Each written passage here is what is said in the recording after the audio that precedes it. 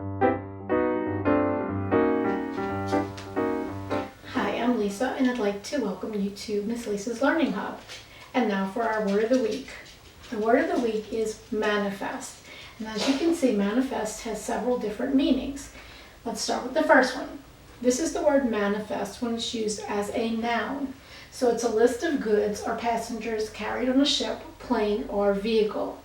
And an example of that would be the ship's manifest listed over 500 containers of cargo. So a manifest could also be something that you find on a plane, like when you step into a plane to go on board a flight.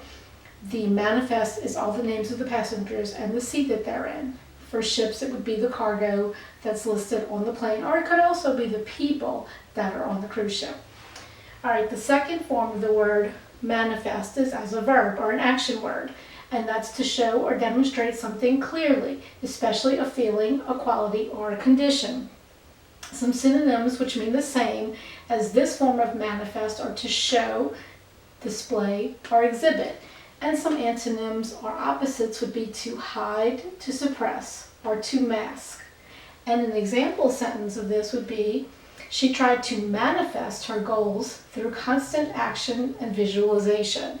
And this is probably the way that we use it most often now, that if we think something, that we wish it, that we send it out into the universe, that those things will come to be true.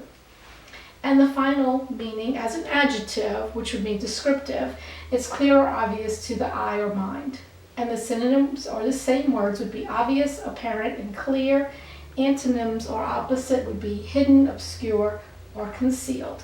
And an example sentence of that would be, the joy in his face was manifest after hearing the good news. So you could see the joy on his face or the happiness by his expression. It was manifest.